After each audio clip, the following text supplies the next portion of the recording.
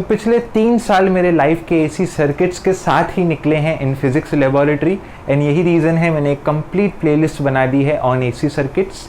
And ये playlist में मैं आपके साथ शेयर करूँगा एक्सपेरिमेंटल नॉलेज, यानी कि इस टर्म की बुक में तो ये मीनिंग है, बट रियल लाइफ फिजिक्स में इसकी क्या मीनिंग है, ये सर्किट एक्सपेरिमेंटली कैसे बनता है, कैसे कनेक्ट करते हैं। एंड जब आपको एक्सपेरिमेंटल अप्रोच समझ आ जाएगा एसी सर्किट्स का, फिर आपको किताब की भाषा काफ़ी आसान एंड हल्की ही लगेगी। And that's it. प्लेलिस्ट में कुछ 15 से 20 वीडियोस हैं, एंड अगर आप कंप्लीट प्लेलिस्ट देखते हैं तो आप डायरेक्ट प्लेलिस्ट देखकर ही एग्ज़ाम देने चले जाना, इतनी मैं गारंटी ले सकता हूँ। एंड ये प्लेलिस्ट है क्लास 12 स्टूडेंट्स के लिए जो महाराष्ट्र, CBSE कोई भी बोर्ड के हों, because I follow physics and that's it.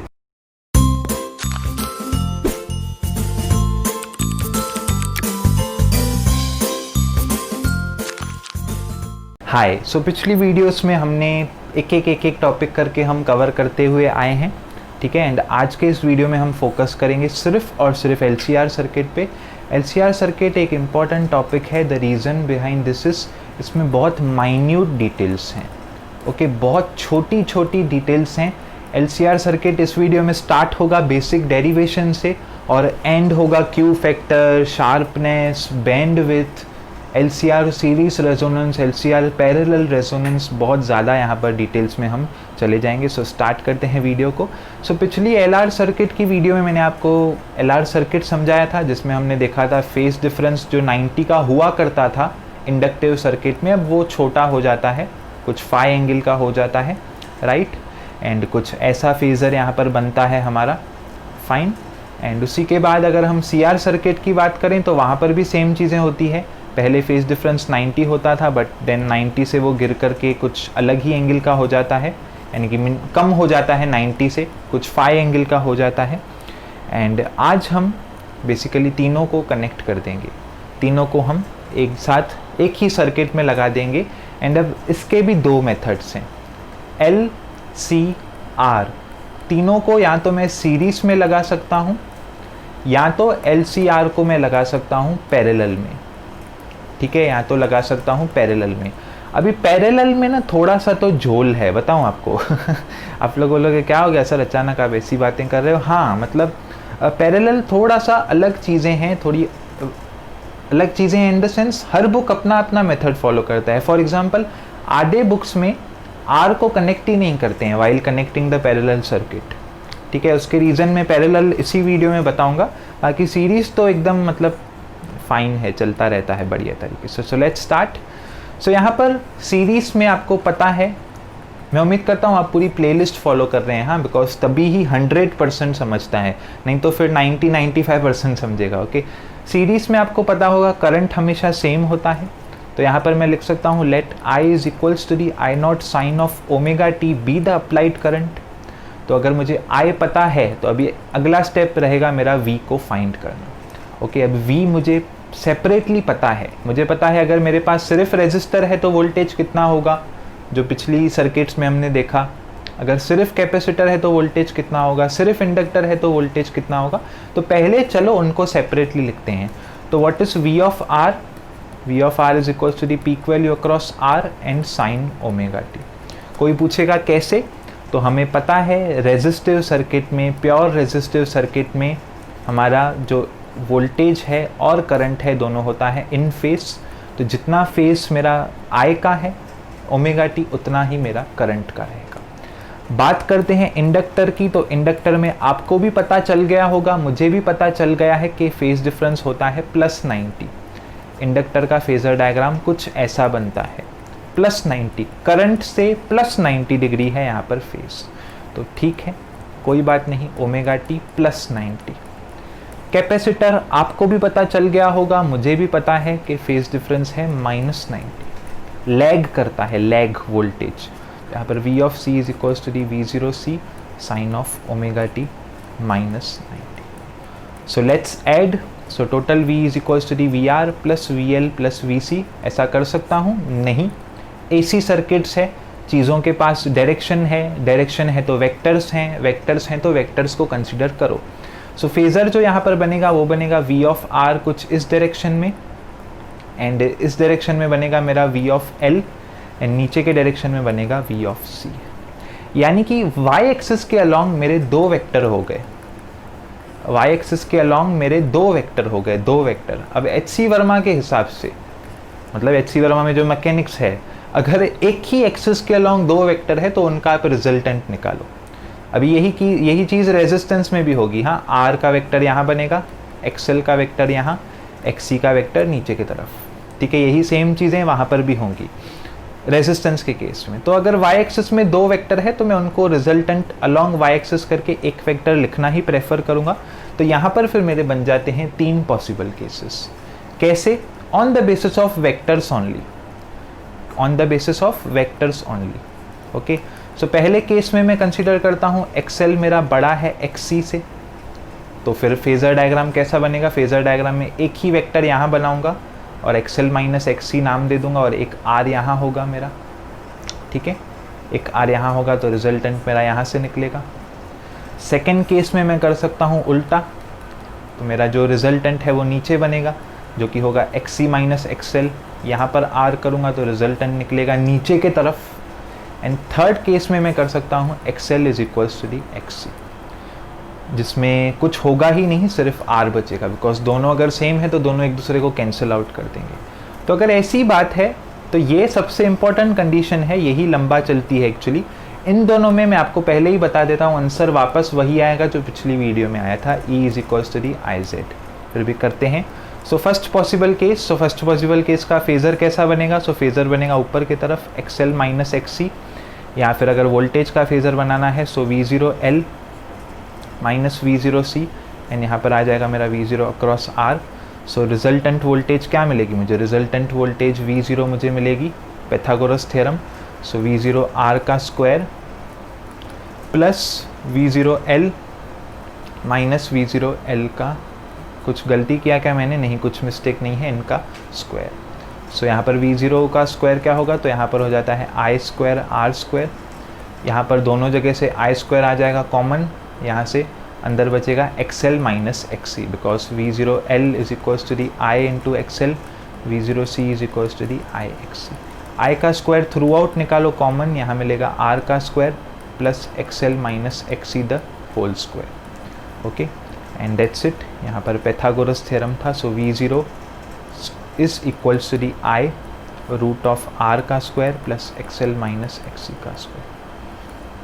पिछले वीडियो में बताया था अगर रिएक्टेंस और रेजिस्टेंस आपको साथ में मिलता है, ओके, तो आप बेसिकली उसको एक न्यू नाम दे सकते हो जो कि है इम्पीडेंस। तो बस वही हम कर देंगे। यहाँ पर ऑफ कोर्स I0 आएगा हर जगह, बिकॉज पीक आपके ऊपर है, आप यहाँ तो पीक वैल्यू वाला कंसिडर करो, यहाँ नॉर्मल कंसिडर करोगे तो मिलेगा V is equals to the I Z, और ऐसा कंसिडर करोगे। सो दैट्स इट, कुछ भी खास नहीं है। सो बस काट के हमें इम्पीडेंस की वैल्यू क्या मिली? इम्पीडेंस की वैल्यू मिली आर का square plus XL minus XC का स्क्वायर, दैट्स इट। और V0 is equals to the I0 set. और फेज़र डायग्राम क्या है? फेज़र डायग्राम है एक्सएल माइनस एक्सी, यहाँ पर है R, इस तरफ आएगा मेरा Z इम्पीडेंस, ये आ जाएगा यहाँ पर। सो tan ऑफ फाई अगर मैं लगाऊँ, सो tan ऑफ फाई मिलेगा एक्सएल माइनस एक्सी अपॉन में R, राइट। एंड अगर cos ऑफ फाई लगाऊँ, जो कि होता है पावर फैक्टर, आगे के वीडियोस में देखेंगे, सो वो मिलेगा R बाय Z। सो ये है जो भी रिक्वायर्ड फॉर्मूलाज, कौन से केस की? केस नंबर 1 की। केस नंबर 1 यहाँ पर हमारा कंक्लूड होता है। देखो पूरी मैथमेटिक्स है एक्चुअली, देखो तो अभी तक फिजिक्स कुछ बात की है मैंने मुंह से नहीं, प्योर मैथमेटिक्स है, ठीक है। चलते हैं केस नंबर 2 के तरफ। तो यहाँ पर एक्सी बड़ा है तो मेरा नीचे की तरफ आएगा फेज़र, यहाँ पर आ जाएगा मेरा R, okay. So that's it. फिर इसी को यहाँ पर एक आएगा रिजल्टेंट Z, यहाँ पर ये हो जाएगा एक्सी माइनस एक्सएल, और सेम चीज़ें होंगी वोल्टेज के केस में। यहाँ हो जाएगा V ऑफ R, यहाँ मिलेगा मुझे V of 0 times of L not LC minus V0 times of L। यहाँ पर मुझे क्या मिलेगा? यहाँ पर मुझे मिलेगा रिजल्टेंट वोल्टेज V0।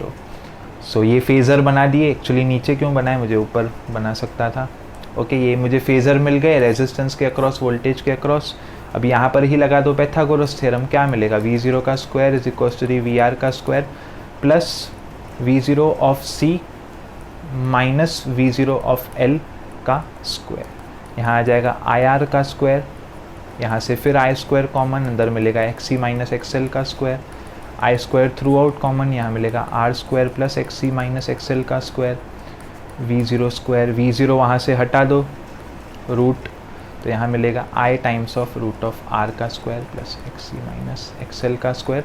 आपको बताया है अगर रेजिस्टेंस और रिएक्टेंस साथ में आए तो उसको इम्पीडेंस नाम देते हैं। सो दैट्स इट, ये है हमारी, यहाँ पर सब जगह पीक वैल्यू लगा दो बिकॉज वो भी आपने पीक करंट लिया है। नहीं लिया है पीक करंट तो आप दूसरा वे भी है, simply V is equals to the I Z derive कर सकते हो। अलग अलग बुक्स में अलग अलग मेथड है तो कुछ कन्फ्यूज होने की बात नहीं है। तो देखो वापस वही फॉर्मूला आई। So V0 is equals to the I0 Z, जहाँ पर Z क्या है, Z is equals to the R का square plus XC minus XL का स्क्वायर। फेज़र डायग्राम कैसे आएगा, फेज़र डायग्राम हमारा आएगा नीचे की तरफ, XC माइनस XL, यहाँ पर है हमारा R, यहाँ पर आएगा हमारा Z, this is my phasor angle. यही वोल्टेज के केस में V of R, V of C minus V of L, resultant voltage V। That's it, इससे ज़्यादा कुछ भी नहीं है। tan ऑफ phi निकालो यहाँ से, face angle tan of phi मिलेगा XC माइनस XL अपॉन में R, पावर फैक्टर निकालो, पावर फैक्टर मिलेगा हमें R अपॉन में Z। केस नंबर 2 यहाँ पर पूरा कंक्लूड होता है। बढ़ते हैं केस नंबर 3 के तरफ। सो केस नंबर 3 में इस सिचुएशन को हम कहते हैं रेजोनेंस। अभी यहाँ से पूरी हमारी गाड़ी बढ़ती है, ओके, बिकॉज अब फेज़र में आपका y एक्सिस ऊपर अगर +3 था तो नीचे भी वो 3 निकला और यहाँ आपका जो R था वही बच जाता है। तो ये सर्किट हो जाता है प्योरली रेजिस्टिव सर्किट। क्या हो जाता है, प्योरली रेजिस्टिव सर्किट। एंड इस सर्किट में बहुत चीज़ें एक्स्ट्रा ऑर्डिनरी होती हैं। क्या होती हैं, बहुत सारी चीज़ें एक्स्ट्रा ऑर्डिनरी, यानी कि almost everything is affected. Okay, हर चीज़ यहाँ पर अफेक्ट की जाती है, हर चीज़। तो यहाँ पर हम एक एक करके डिटेल में देखते हैं। तो पहले तो चलो स्टार्ट करते हैं। ओके, 1 सेकंड का ब्रेक लेते हैं, 1 सेकंड का ब्रेक, ज़्यादा सेकंड हो रहे हैं, 10 सेकंड का ब्रेक। Okay, start. रेजोनेंस, क्या स्टार्ट कर रहे हैं हम, रेजोनेंस। तो रेजोनेंस पे अलग ही सिचुएशन हो जाती है। जो अब तक हमने पढ़ा है वो अलग था, वो इजी था, सिंपल था, बेसिक था। रेजोनेंस पे सब चीज़ें अलग हो जाती हैं। तो क्या होता क्या है रेजोनेंस पे, तो पहले तो मैथमेटिक्स के टर्म्स में समझते हैं। तो रेजोनेंस पे जो हमारा XL है वो इक्वल हो जाता है XC के, राइट। रेजोनेंस पे XL हो जाता है इक्वल XC पे। तो y एक्सिस में जो भी फेज़र थे वो मेरे कट जाते हैं, तो मेरे पास सिर्फ एक ही फेज़र बचता है जो कि था अक्रॉस R, अच्छा, इससे क्या होगा, तो इससे सबसे पहली चीज़, तो अभी मेरा रिजल्टेंट फेज़र क्या है, रिजल्टेंट फेज़र है मेरा R का। तो यानी कि जो मेरा सर्किट है वो बन जाएगा मेरा रेजिस्टिव सर्किट। और सिर्फ रेजिस्टिव सर्किट नहीं, सर्किट मेरा बन जाएगा purely resistive circuit. Okay, purely resistive circuit यहाँ पर मेरा बन जाएगा। ओके, तो ये हुई पहली चीज़। और XL और XC क्या हो जाते हैं, XL और XC हो जाते हैं दोनों के इक्वल। ये तभी ही पॉसिबल है, रेजोनेंस तभी ही हो सकता है। अच्छा, तो यहाँ पर अगर मैंने कैसे लिस्ट बनाई है, what are the terms we have studied in this chapter so far, because resonance पे इतनी सारी चीज़ें होती हैं कि याद करना पॉसिबल ही नहीं है, रट्टा मारना मतलब पॉसिबल ही नहीं है, कुछ ना कुछ भूल जाओगे। तो यहाँ पर मैंने सिंपली लिखा है, आपने अभी चैप्टर में अभी तक देखे कौन से टर्म है। तो हमने Z देखा है, हमने XL देखा है, हमने XC देखा है, हमने R देखा है, हमने वोल्टेज देखा है, हमने करंट देखा है, हमने पावर देखा है, हमने फ्रीक्वेंसी देखी है, राइट। तो अभी सबके बारे में सब कुछ लिखते जाते हैं। अगर इस वे में जाऊँ तो कुछ मिस ही नहीं होगा ना, अगर ये वे में मैं प्रोसीड करता हूँ तो कुछ मिस होगा ही नहीं मेरा, बिकॉज यहाँ पर मैंने अपने दिमाग से लिखे हैं ये terms instead of following any book. तो R क्या हो गया यहाँ पर, प्योरली रेजिस्टिव सर्किट हो गया। XL और XC की बात करूँ तो वो दोनों हो गए इक्वल, वो दोनों क्या हो गए, इक्वल हो गए। Z क्या होता है मेरा, तो Z मेरा या तो होता है R का square plus XL minus XC का स्क्वायर, जो हमने फर्स्ट केस में पढ़ा, या तो होता है R का square plus XC minus XL का स्क्वायर, राइट। चाहे कुछ भी हो, देखो किसी भी चीज़ का स्क्वायर है तो अंदर A माइनस B हो या b माइनस ए हो, दोनों सेम ही होगा। तो अगली बार से कभी भी इनको सेपरेट कंसीडर मत करना न्यूमेरिकल्स में भी, बिकॉज अल्टीमेटली सब कुछ स्क्वायर ही आता है। ओके, सो फाइनली मुझे यहाँ पर क्या मिलेगा, ये दोनों तो हो गए 0, तो मुझे मिलेगा z is equals to the root of r का स्क्वायर, यानी कि z is equals to the r। Okay, मतलब इम्पीडेंस किसके इक्वल है, सो इम्पीडेंस r के इक्वल है। बट ठीक है ना, वो तो मैंने बोल दिया ना कि रेजिस्टिव सर्किट है, तो बार बार वही चीज़ें क्यों बोलूँ। तो बेसिकली यहाँ पर मैं कह सकता हूँ कि z मेरा मिनिमम है। क्या है मेरा, z मिनिमम है। आप बोलोगे क्या बोल रहे हो, अगर ये z क्या था, r प्लस समथिंग था मेरा z, ऊपर भले रूट था बट वो भी सम प्लस ही होता, रूट का भी आंसर भी प्लस में ही आता कुछ तो, बट अभी ये पूरा प्लस का टर्म ही माइंड मैंने गायब कर दिया। तो ऐसी सिचुएशन में z मेरा क्या बन गया, z मेरा बन गया मिनिमम। ओके, z मेरा क्या बन गया, मिनिमम कंपैरेटिवली। तो रेजोनेंस कंडीशन में मेरा z हो जाता है मिनिमम। अच्छा, z क्या है, z है मेरा इम्पीडेंस। z क्या है मेरा, z है मेरा इम्पीडेंस। इम्पीडेंस क्या होता है, इम्पीडेंस होता है रिजल्टेंट। किसका रिजल्टेंट, इम्पीडेंस होता है रिजल्टेंट ऑफ रिएक्टेंस और रेजिस्टेंस, राइट। दोनों का काम क्या है, दोनों का काम है ऑपोजिशन ऑफर करना। तो वो वही काम किसका बन जाएगा, z का, यानी कि सर्किट में ऑपोजिशन कितनी हो गई, अब ऑपोजिशन हो गई मिनिमम, क्योंकि z हो गया मेरा मिनिमम। अगर ऑपोजिशन मिनिमम हो गई तो करंट क्या हो जाएगा, करंट हो जाएगा मैक्सिमम। सीधी सी बात है, v is equals to the I Z, I is equals to the V by Z, ऐसे भी लिख सकते हो आप। या फिर z अगर मिनिमम हो गया तो i should be maximum. Okay, यहाँ इस सिचुएशन में z मिनिमम हो गया तो i क्या हो जाएगा मेरा, मैक्सिमम। ठीक है, सो करंट जो है यहाँ पर मेरा, करंट क्या हो गया मेरा, मैक्सिमम। ओके, और अगर बात करूं v और I की, सो दोनों हो गए इन फेस, बिकॉज अभी मेरा सर्किट क्या है, मेरा सर्किट है resistive circuit, purely resistive circuit. तो प्योरली रेजिस्टिव सर्किट में चीज़ें क्या हो जाती हैं, प्योरली रेजिस्टिव सर्किट में चीज़ें हो जाती हैं in phase. Okay, so that's it. Frequency की बात करें अब, फ्रीक्वेंसी क्या हो गई, so XL is equals to the XC। XL है ओमेगा L, XC है 1 ओमेगा C, ओमेगा स्क्वायर वहाँ कर दो, नीचे मिलेगा 1 LC। Omega is equal to 1 root LC, omega खुद होता है 2 पाई f, यहाँ पर आ जाएगा 1 root LC। f is equals to the 1/2 pi of LC। This is the most important equation in physics lab when dealing with AC circuits. तो frequency की यहाँ पर मुझे पर्टिकुलर वैल्यू मिली है, which is f is equals to the 1/2 pi root of LC, root of LC। अब आप बोलोगे सर पावर को क्यों छोड़ा है, तो पावर हो जाता है हमारा maximum, because power is equals to the current का square, P is equals to the I square है फॉर्मूला में, तो I मैक्सिमम, तो पावर भी हो जाता है मेरा मैक्सिमम। तो ये जो यहाँ पर हमने किया, यही सबसे मोस्ट इम्पॉर्टेंट है, बहुत इंपॉर्टेंट है। अभी तक आपको फील नहीं आया होगा, आप बोल रहे होगे क्या हुआ क्या नहीं, but this is the most important thing.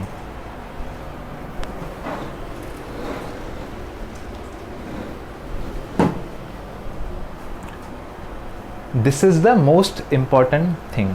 बढ़ते हैं थोड़ा सा आगे। So important graph. अब यहाँ पर होता क्या है बेसिकली, मतलब अभी मैं क्या बोलूँ, रेजोनेंस, आप अभी भी बोलोगे सर रेजोनेंस कर रहे थे, मतलब क्या। सो रेजोनेंस कंडीशन में क्या होता है, जब मेरा XL XC इक्वल हो जाते हैं तो क्या होता है, देखो XL कैसे वेरी करता है फ्रीक्वेंसी से, XL is equals to the omega L, omega L is equals to the 2 pi FL, यानी कि XL कैसे वेरी करता है, डायरेक्टली प्रोपोर्शनल टू F।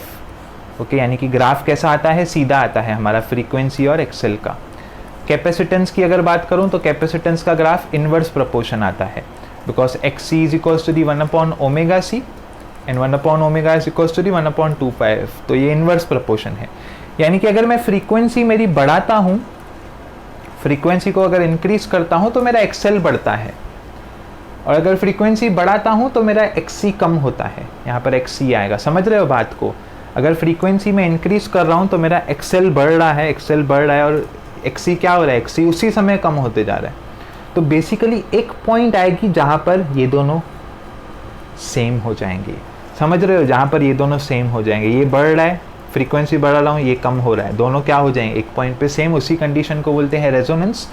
उस कंडीशन पे जो करंट है हमारा वो हो जाता है हमारा मैक्सिमम, यानी कि जिस फ्रीक्वेंसी पे मेरे एक्सएल और एक्ससी सेम हुए, फ्रीक्वेंसी बढ़ाते गया मैं रैंडमली, फ्रीक्वेंसी बढ़ाते गया, एसी जनरेटर लिया, जो मैंने reactance versus resistance versus impedance video में बताया है, जो मैंने एसी जनरेटर लिया उसकी फ्रीक्वेंसी बढ़ाते गया, फ्रीक्वेंसी बढ़ाते गया, इस एक्सपेरिमेंट में भी है, अच्छा एक्सपेरिमेंट अब तक नहीं बताया है, फ्रीक्वेंसी बढ़ाते जाऊंगा, एक्सएल कम बढ़ते जाएगा, एक्ससी कम होते जाएगा, और एक कंडीशन आएगी जब ये दोनों सेम हो गए हुआ रेजोनेंस, रेजोनेंस होते ही करंट हो जाएगा मेरा मैक्सिमम।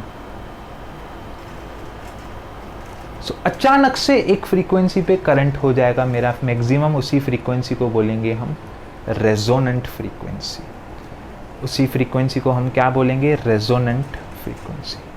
उसी तरीके से उसी फ्रीक्वेंसी पे इम्पीडेंस क्या हो जाएगा, तो इम्पीडेंस उसी फ्रीक्वेंसी पे हो जाएगा मेरा कम, और अगेन वही फ्रीक्वेंसी है हमारी रेजोनेंट फ्रीक्वेंसी। ओके, सो कुछ ऐसा होता है यहाँ पर। अब बहुत हमने बोल लिया, अब देखते हैं कैसे होता है।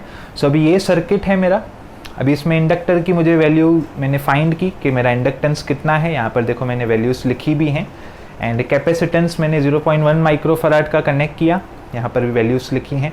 सो मैंने यूज़ की formula F = 1/2 pi root of LC, यहाँ से मुझे आंसर आया 1592। तो मतलब 1592 क्या है, 1592 है मेरी resonant frequency. What is my 1592? 1592 is my resonant frequency. तो ये है मेरा फ्रीक्वेंसी जनरेटर। यहाँ पर अब कनेक्शन मुझे नहीं लगता है करने की ज़रूरत है, बट देखो इन तीनों को पैरेलल में कनेक्ट किया है, राइट, इन तीनों को पैरेलल में कनेक्ट किया है। अच्छा, ये एक्सपेरिमेंट है LCR parallel resonance. Okay, parallel resonance अभी जो कॉलेज वालों ने दिया वो किया है मैंने, बट ठीक है, आप लोग सोचोगे अरे यार तुम पढ़ाई कराए दूसरा, बट इसी वीडियो में है वैसे भी वो भी, ठीक है। सो मुझे फ्रीक्वेंसी 1592 पता है कि मेरी रेजोनेंट फ्रीक्वेंसी है। तो बेसिकली क्या करूँगा मैं, यहाँ से फ्रीक्वेंसी चेंज करते जाऊँगा, यहाँ से क्या करूँगा, फ्रीक्वेंसी चेंज करते जाऊँगा। तो पहले देखो मुझे पता है 1592 पे रेजोनेंस होने वाला है, तो मैं स्टार्ट करूँगा 1000 से, एंड करूँगा समझो 2000 पे, ठीक है। रेंज उस हिसाब से लूँगा, ऐसे अंधाधुंध नॉब नहीं घुमाते जाऊँगा। 1000 से स्टार्ट किया, करंट कितना है 400, करंट कहाँ देखूँगा, एम मीटर में यहाँ पर करंट देखूँगा, ठीक है। 1100 पे करंट कितना हो गया 360, करंट गिर गया, करंट गिर गया, करंट गिर गया, करंट गिर गया, करंट गिर गया, एंड यहाँ पर देखो करंट मैक्सिमम गिरा है, यहाँ देखो फिर 120 हो गया, यानी कि 1700 पे करंट 120 है, 1500 पे भी 120 है, फिर 140 हो गया, यानी कि देख रहे हो एक पर्टिकुलर फ्रीक्वेंसी पे करंट मेरा एकदम मिनिमम हो गया है। ओके, सो ये है मेरा ग्राफ, ये देखो ये मेरा बाय ग्राफ आया है। तो देखो एकदम perfectly 1592 theoretical value, 1600 experimental value by graph, यानी कि इस एक्सपेरिमेंट पे मुझे 100 में से 100 मार्क्स मिल गए। ओके, यहाँ पैरेलल रेजोनेंस है, तो पैरेलल में करंट कम हो रहा है, तो इम्पीडेंस क्या हो जाएगा, इम्पीडेंस बढ़ जाएगा। देख रहे हो ना, रेजोनेंस समझ में आ रहा है क्या, इतना जो मैं अलग अलग वे से कोशिश कर रहा हूँ, समझ में आ रहा है क्या हो क्या रहा है। सो समझ में आ रहा है कि हाँ यार यहाँ पर रेजोनेंस हुआ है। Okay, so this was about LCR parallel resonance. Series resonance होगा तो क्या हो जाएगा, करंट बढ़ जाएगा, इम्पीडेंस कम हो जाएगा। पैरेलल में क्या हो जाएगा, पैरेलल में आपने अभी अभी देख लिया। ओके, अभी अभी आपने देख लिया। सो इस तरीके से फ्रीक्वेंसी, यहाँ पर मैं फ्रीक्वेंसी जनरेटर से चेंज करता जाऊँगा, XL बढ़ेगा, XC कम होते जाएगा, एक वैल्यू पे खटाक। अब स्टार्ट करते हैं पैरेलल रेजोनेंस से। सो स्टार्ट करते हैं LCR पैरेलल रेजोनेंस। तो ग्राफ आपने बेसिकली देख लिया। तो सीरीज रेजोनेंस और पैरेलल रेजोनेंस मतलब एकदम एक दूसरे के ऑपोजिट हैं, सबसे पहली बात हमें ये समझ में आ रही है। एंड चलिए स्टार्ट करते हैं। अब वीडियो के पहले लास्ट में कंक्लूड करते हैं, चलो पैरेलल पढ़ लेते हैं अभी, देन लास्ट में सीरीज और पैरेलल को कंक्लूड करेंगे। तो मैंने आपको स्टार्ट में कहा था कभी कभी झोल होता है इन पैरेलल रेजोनेंस। बेसिकली काफ़ी बुक्स में R को हम कनेक्ट ही नहीं करते हैं, यानी कि पूरा का पूरा सर्किट हमारा कैसा हो जाता है, पूरा L और C पे बेस्ड हमारा सर्किट हो जाता है। मोस्ट ऑफ द टाइम्स, काफ़ी बुक्स में। इसका रीज़न है बिकॉज एल क्या है, एल एक इंडक्टर है, इंडक्टर है मतलब कॉपर की वायर ऐसे ऐसे लपेटी गई है, तो वायर को तो रेजिस्टेंस खुद का होता ही है, तो उसका आर रेजिस्टेंस तो वैसे भी सर्किट में रहेगा ही, ठीक है। सो दैट्स इट, बस वही बात है। ओके, सो आर हम कनेक्ट ही नहीं करते हैं बिकॉज वैसे भी रेजिस्टेंस है। अभी वो आपके टेक्स्ट बुक पे डिपेंड करता है वहाँ पर कैसे है। सो सी एन एल को आपस में कनेक्ट कर दिया पैरेलल मोड में। अब यहाँ पर समझना पड़ेगा हमें, सीरीज में हमारा करंट सेम होता था आई, बट पैरेलल में हमारी वोल्टेज सेम होती है। सो इस वजह से अभी हमें वर्कआउट किस पे करना पड़ेगा, हमें वर्क करना पड़ेगा करंट पे। किस पे काम करना पड़ेगा हमें, करंट पे। वोल्टेज तो दोनों के अक्रॉस सेम रहेगा। सो पॉसिबल केसेस अगेन क्या होंगे, सेम वैसे ही जैसे वहाँ पर किया था, राइट। फेजर भी सब same, exactly same, but workout current पे करना पड़ेगा। सो अभी अगर किसी केस 1 में एक्सेल ज़्यादा है, एक्सेल मतलब ऑपोजिशन इंडक्टेंस के अक्रॉस ज़्यादा है, तो ऑफकोर्स बात है करंट इंडक्टेंस के अक्रॉस कम रहेगा, राइट। तो कैपेसिटेंस के अक्रॉस करंट ज़्यादा रहेगा। सो नेट करंट कितना हो जाएगा, बड़ा माइनस छोटा, बड़ा आई सी है, सो आई सी माइनस आई एल, ये हो जाएगा net current. I is equals to the होता है वी बाय आर यानी ई बाय एक्स हमारी इस सिचुएशन में। So X C minus XL, E common, and यहाँ पर हमें कुछ ऐसा मिलता है, देन एक्स सी के जगह में पुट कर सकता हूँ 1/ओमेगा सी, राइट, एंड एक्सएल के जगह में पुट कर सकता हूँ ओमेगा एल, वही हम यहाँ पर करेंगे। अब मुझे इसको जनरल फॉर्म में लेकर आना है, ठीक है। जनरल फॉर्म मेरा क्या है, जनरल फॉर्म में डिनोमिनेटर में आर है, बट यहाँ पर तो इस सिचुएशन में डिनोमिनेटर ही नहीं है इस सिचुएशन में, तो बेसिकली ई मुझे चाहिए, ई तो यहाँ पर है, तो पूरे टर्म को मैं डिनोमिनेटर में शिफ्ट करूँगा, एंड बिकॉज डिनोमिनेटर में मैं लेकर गया हूँ तो यहाँ पर 1/, के टर्म में मैंने पूरा टर्म लिख दिया है। बिकॉज अगर कोई भी चीज़ 1/, में है तो यानी कि वो ऊपर ही जाने वाली है वापस से। एंड फाइनली यहाँ से मुझे मिल जाता है मेरे z का एक्सप्रेशन, जो कि है 1/ओमेगा सी माइनस ओमेगा एल। तो ये यहाँ पर आपको याद रखना है, ओके। एंड वापस से आप केस 2 डिराइव करेंगे, सेम आएगा आगे पीछे। केस 3 अगर आप डिराइव करेंगे तो वापस सेम, नॉट केस 3 में सेम बट सब माइनस ही होगा, हाँ वैसा ही आएगा, सेम स्टेप, सब सिमिलर स्टेप्स ही होंगे जैसे हमने सीरीज में किया था, ओके, जैसे हमने सीरीज में किया था। सो फाइनली रेजोनेंस क्या होगा, तो जैसे मैंने आपको बताया, एक्सएल बढ़ाएं, फ्रीक्वेंसी बढ़ाएंगे तो एक्सएल बढ़ते जाएगा, एक्ससी कम होते जाएगा, तो ये ऐसे कम होते जाएगा, कम होते जाएगा। फाइनली एक पर्टिकुलर फ्रीक्वेंसी पे दोनों सेम हो जाएंगे, बिकॉज दोनों सेम है तो आंसर हो जाएगा हमारा 0। तो यहाँ पर z मेरा हो जाएगा इन्फिनिटी। अगर ये 0 हो गया तो z चला जाएगा इन्फिनिटी, यानी कि z क्या है, इम्पीडेंस। इम्पीडेंस मतलब इम्पीडेंस चला जाएगा मेरा मैक्सिमम वैल्यू पे, बिकॉज इनफाइनाइट तो कोई भी चीज़ नहीं हो सकती है, तो इम्पीडेंस हो जाता है मैक्सिमम। कब, LCR पैरेलल रेजोनेंस सर्किट में। अगर इम्पीडेंस मैक्सिमम हो गया तो करंट हो जाएगा मिनिमम। करंट क्या हो जाएगा, मिनिमम। अगर आपको याद हो सीरीज सर्किट में उल्टा था, सीरीज सर्किट में हमारा करंट मैक्सिमम को जा रहा था, याद है, करंट मैक्सिमम को जा रहा था। वहाँ पर कैसी सिचुएशन थी, वहाँ पर हमारे पास कुछ ऐसे था, z is equal to the R का square plus XL minus XC का स्क्वायर, तो ये सारे टर्म्स कैंसिल हो गए, तो ये हो गया था मिनिमम, तो करंट मेरा ऑटोमेटिकली क्या हो गया था, मैक्सिमम। बट यहाँ पर उल्टा हुआ, यहाँ पर हमारा करंट उल्टा टेंस हो रहा है 0 को। तो अगर यहाँ पर मैं ग्राफ बनाऊँ करंट वर्सेस फ्रीक्वेंसी का, तो मुझे एक पर्टिकुलर फ्रीक्वेंसी मिलेगी जहाँ पर मेरा करंट एकदम मिनिमम हो जाएगा, ओके। एंड ये तो सेम लॉजिक जैसा हमने सीरीज में किया था। फाइन, बढ़ते हैं आगे। इसको रिजेक्टर सर्किट कहा जाता है, बिकॉज एक यहाँ पर कॉन्सेप्ट आता है acceptor circuit and ejector circuit. Actual में ये कॉन्सेप्ट बहुत डिटेल में है, बट यहाँ मैं आपको शॉर्ट में बताता हूँ। रिजेक्टर सर्किट काम होता है पैरेलल रेजोनेंस से, ओके, पैरेलल रेजोनेंस से। एंड एक्सेप्टर सर्किट काम होता है सीरीज रेजोनेंस पे। कहाँ होता है, सीरीज रेजोनेंस पे। अब बेसिकली होता क्या है, मैं थोड़ा आगे बताता हूँ, लिंक टूट जाएगी, वीडियो के एंड में बताता हूँ। यहाँ पर अब हम छोटे छोटे कॉन्सेप्ट स्टार्ट करते हैं, लाइक बैंडविड्थ क्या है, क्यू फैक्टर क्या है, एंड एक और है शार्पनेस क्या है, okay. So this is my curve. अभी यहाँ तक हमने पढ़ा था frequency versus current, right. Frequency versus current कैसा ग्राफ आता है, कुछ ऐसा ग्राफ आता है। ये वैल्यू क्या पढ़ी थी हमने, ये वैल्यू पढ़ी थी पीक वैल्यू। कुछ रीजंस के वजह से यहाँ पर मैं IRMS वैल्यू भी प्लॉट करता हूँ। ओके, कुछ रीजंस के वजह से यहाँ पर IRMS वैल्यू भी प्लॉट करता हूँ। अभी आप बोलेंगे ये इधर कैसे आई, तो यहाँ पर क्यों, कुछ कैसे कह सकता हूँ। तो पहला रीज़न, IRMS क्या होता है, IRMS होता है पीक वैल्यू अपॉन में √2। अगर √2 का रेसिप्रोकल लोगे तो आपको कुछ ऐसा मिलेगा, यानी कि अगर परसेंटेज में आप कैलकुलेट करोगे तो आपको मिलेगा 70.7% off peak value. Okay, and experimentally ऐसा प्रूवन है कि हमारा सर्किट बेस्ट काम करता है जब करंट या तो 70% हो पीक वैल्यू का या तो मैक्सिमम हो। यानी कि ये कंडीशन में जब मेरा ये फ्रीक्वेंसीज में अप्लाई करता हूँ मेरे सर्किट में, फ्रीक्वेंसी जनरेटर पे जब ऐसी फ्रीक्वेंसी रखता हूँ कि करंट मेरा IRMS और इस रेंज के बीच में है, तभी मेरा सर्किट एकदम बेस्ट वर्क करता है। So this is the reason one. यानी कि देखो ना आप, इस रेंज में क्या है, इस फ्रीक्वेंसीज के रेंज में अगर IRMS 1 पे जो फ्रीक्वेंसी है उसको नाम दूँ F1 एंड यहाँ पर जो फ्रीक्वेंसी उसको नाम दूँ F2। सो F1 से F2 के बीच में करंट देखो काफ़ी अच्छी खासी वैल्यू है, एप्रिशिएबल वैल्यू, मतलब वो करंट मैं यूज़ कर सकता हूँ लिटरली सर्किट में, राइट। तो वहाँ पर हमारा सर्किट एकदम बेस्ट काम करता है। So this is the reason one. And second reason, at IRMS वैल्यू हमारा जो P मैक्स है वो बन जाता है हाफ।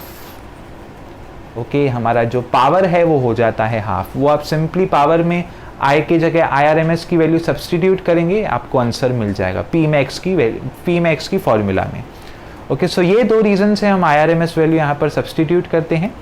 एंड यहाँ पर मैं आपको बता दूँ बैंडविड्थ क्या होता है। सो इस फ्रीक्वेंसी को हम कहते हैं lower frequency, lower cut off frequency. इस फ्रीक्वेंसी को हम बोलते हैं हायर कट ऑफ फ्रीक्वेंसी। मतलब बेसिकली इतनी फ्रीक्वेंसी तो मुझे चाहिए ही। एग्जाम्पल तौर पे अगर समझो मैं आपको सर्किट देता हूँ, और कहता हूँ 300 हर्ट्ज से 500 हर्ट्ज के बीच में ये सर्किट चलेगा, ठीक है। तो 300 क्या हो गई, 300 हो गई लोअर कट ऑफ फ्रीक्वेंसी, 500 हो गई higher cut off frequency. Okay, यहाँ बैंड फ्रीक्वेंसी भी बोलते हैं, lower band frequency, higher band frequency. Okay, so bandwidth क्या हो जाएगा, जस्ट इन दोनों का डिफरेंस। अभी यहाँ पर बैंडविड्थ क्या है, 500 माइनस 300, सो 200 हर्ट्ज है ना मेरी बैंड की विड्थ। बैंडविड्थ क्या है, बैंड की विड्थ। ओके, सो यहाँ पर सिंपल फॉर्मूला है F2 माइनस F1। बट हमारे बुक्स में एज यूजुअल हैबिट है कुछ ना कुछ तो उल्टा फुल्टा करना ही है। तो बुक्स में कंसीडर करते हैं इसको एज डेल्टा ओमेगा, इसको कंसीडर करते हैं एज डेल्टा ओमेगा। सो बैंडविड्थ हो जाती है हमारी 2 टाइम्स ऑफ डेल्टा ओमेगा। किस किस बुक्स में ऐसा है, नो वरीज, चलेगा। ठीक है, उन्होंने डिफाइन ही ऐसे किया है कुछ कि F1 minus F0 is equals to the delta omega, and वापस से F2 minus F0 is equals to the delta omega. Then अगर आप दोनों को ऐड करना चाहें कि F1 से F2 कितना है, यहाँ इसको हम कुछ ऐसे ही है, देन 2 डेल्टा ओमेगा आंसर आता है। मतलब ईजी तो वर्कआउट है, आप यहाँ से ही निकाल सकते हैं। ऐड करेंगे F0 कुछ कैंसिल होना चाहिए। ओके, यहाँ पर कुछ है बट ठीक है, इतना मैं सीरियसली नहीं लेता हूँ इसको, बिकॉज ये यार सिंपल है यार, F2 माइनस F1, ठीक है, डायरेक्टली लिया जा सकता है। ओके, सो RMS वैल्यू क्यों कंसीडर की यहाँ पर, तो उसके 2 रीजंस हैं। अब बात करते हैं शार्पनेस के बारे में। सो इन तीनों में से कौन सा कर्व प्रैक्टिकली मैं यूज़ कर सकता हूँ, तो आंसर है पिंक वाला कर्व मैं प्रैक्टिकल लाइफ में यूज़ कर सकता हूँ। बिकॉज अगर मुझे FM रेडियो पे कोई फ्रीक्वेंसी ट्यून करनी है, समझो 89.3, ठीक है, तो यहाँ पर देखो 89.3 डायरेक्ट मिलेगी मुझे, बट यहाँ पर फ्रीक्वेंसी इसका ही खुद का रेंज है। देखो प्रॉपर है ही नहीं, फ्रीक्वेंसी खुद रेंज में है। ओके, तो मतलब रियल लाइफ में ना ये फ्रीक्वेंसी इसको यूज़ कर सकता हूँ, अगर कोई सर्किट ऐसा शार्पनेस ऑफर कर रहा है या कोई सर्किट ऐसा ऑफर कर रहा है तो भी यूज़ नहीं कर सकता हूँ। मुझे शार्प चाहिए कि 89.3 करूँ और मेरा गाना बजना स्टार्ट हो जाए। ओके, सो बेसिकली जिनका बैंडविड्थ कम, देखो इसका बैंडविड्थ सबसे ज़्यादा कम है, इसका बैंडविड्थ थोड़ा बड़ा है, इसका बहुत बड़ा। जिनका बैंडविड्थ कम उनकी शार्पनेस ज़्यादा। So ideally we prefer lower bandwidths. हम कौन से बैंडविड्थ प्रेफर करते हैं, जिनका बैंडविड्थ कम हो। ओके, बढ़ते हैं आगे। So Q factor is just defined as a quality factor. अभी क्वालिटी कैसे डिफाइन करते हैं हम, क्वालिटी फैक्टर डिफाइन करते हैं on the basis of resonant frequency upon में बैंडविड्थ। सो रेजोनेंट फ्रीक्वेंसी यहाँ पर है समझो मेरी F0 एंड बैंडविड्थ है delta F। This is my Q value. अब ये बेसिकली क्यू फैक्टर क्या बताता है, ये हमें यही बताता है कि ये कितना छोटा है रीजन। ओके, ये वाला जो रीजन है ये कितना छोटा है, बिकॉज आप देखो ना बैंडविड्थ जितनी कम होगी क्यू फैक्टर उतना ज़्यादा होगा। वही तो मुझे चाहिए था, वही तो मुझे चाहिए था, बैंडविड्थ कम उतनी क्वालिटी ज़्यादा, तो वही मुझे यहाँ पर ये बताता है। सो फाइनली अगर मैं कंक्लूड करना चाहूँ सब कुछ, तो मेरे हिसाब से सीरीज रेजोनेंस अगर मेरे पास है तो एक किसी वैल्यू पे एक्सएल इक्वल होगा एक्सी के आवाज़ ख़राब हो रही है बिकॉज रात के 3:30 बजे हैं थोड़ा सहन कर लेना। तो Z हो जाएगा Z मिनिमम, R हो एंड I हो जाएगा I मैक्सिमम। ओके, सो अगर मैं ग्राफ बनाऊंगा तो मुझे करंट मिलेगा maximum I versus F and मुझे इम्पीडेंस मिलेगा मिनिमम। कब? एक पर्टिकुलर रेजोनेंट फ्रीक्वेंसी पे, सेम फ्रीक्वेंसी पे। उसी तरीके से पैरेलल रेजोनेंस का हिसाब किताब क्या है, पैरेलल रेजोनेंस में उल्टा होगा, Z हो जाएगा इनफाइनाइट, I टेंड करेगा 0 की तरफ, तो Z हो जाएगा मेरा एकदम मैक्सिमम किसी एक पर्टिकुलर फ्रीक्वेंसी पे एंड I हो जाएगा मेरा मिनिमम। एंड इसी का मैंने आपको एक्सपेरिमेंट भी दिखाया जिसमें मैंने I वर्सेस F कर्व यहाँ पर ड्रॉ किया था। तो मैं उम्मीद करता हूँ आपको पैरेलल रेजोनेंस समझ में आया होगा। ये सारांश है पूरा पैरेलल रेजोनेंस का। ये आपको सीरीज रेजोनेंस पूरा समझ में आया होगा। इसके बाद अगर क्वालिटी फैक्टर देखूं तो आपको डेफिनेशन समझ में आया होगा। जस्ट डेफिनेशन ही है, रेजोनेंट फ्रीक्वेंसी अपॉन में bandwidth. Okay, and it is a unitless quantity because frequency भी हर्ट्स में, बैंडविड्थ भी हर्ट्स में, दोनों कैंसिल। ओके, शार्पनेस कम होनी चाहिए बिकॉज मुझे नहीं चाहिए कि एक ही फ्रीक्वेंसी इतनी फैल जाए। मुझे ऐसा चाहिए कि 89.3 मतलब 89.3 पे ही गाना बजना मांगता है। ओके, कुछ ऐसा है। सो शार्पनेस होनी चाहिए कम। RMS वैल्यू तक हम रेंज कंसीडर करते हैं बिकॉज पावर भी वहाँ तक हाफ रहता है एंड 70th परसेंटेज पे एफिशिएंसी भी सर्किट की अच्छी रहती है। बैंडविड्थ क्या होती है? बैंडविड्थ होती है delta F. Ejector and acceptor circuit यहाँ पर कैसा कॉन्सेप्ट है, अभी जो सीरीज सर्किट होते हैं उनको हम यूज़ करते हैं एज एक्सेप्टर सर्किट। मतलब अगर समझो मैं रेडियो ट्यूनिंग कर रहा हूँ, ठीक है, रेडियो ट्यूनिंग, तो रेडियो ट्यूनिंग के अंदर मेरा LCR सर्किट लगा होता है जो बेसिकली क्या करता है, जो RMS वैल्यू से लेके पीक वैल्यू है वहीं तक सिर्फ वैल्यू एक्सेप्ट करता है, बाकी सारी वैल्यूज़ वो रिजेक्ट कर देता है। ठीक है, ये सिर्फ यहीं तक की वैल्यूज़ को एक्सेप्ट करता है।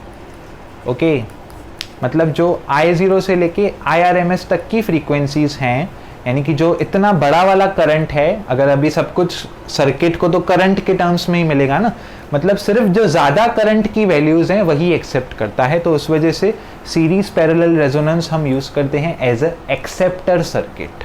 कैसे यूज़ करते हैं हम? As a acceptor circuit. आ सकता है MCQ। और पैरेलल रेजोनेंस फिर उल्टा करता है। पैरेलल रेजोनेंस फिर उल्टा एकदम ऑपोजिट काम करता है, यानी कि ये वो ऊपर की फ्रीक्वेंसीज रिजेक्ट करता है, तो इस वजह से इसको हम कहते हैं as a rejector circuit. Okay, so parallel मतलब रिजेक्टर सर्किट, एक्सेप्टर मतलब सीरीज रेजोनेंस। सो मैं उम्मीद करता हूँ टॉपिक समझ में आया होगा। सो दैट्स इट, एंड करता हूँ आज की वीडियो यहीं पर। फिर मिलते हैं ऐसी किसी अगली प्लेलिस्ट में या ऐसी किसी अगली वीडियो में। Take care, bye bye.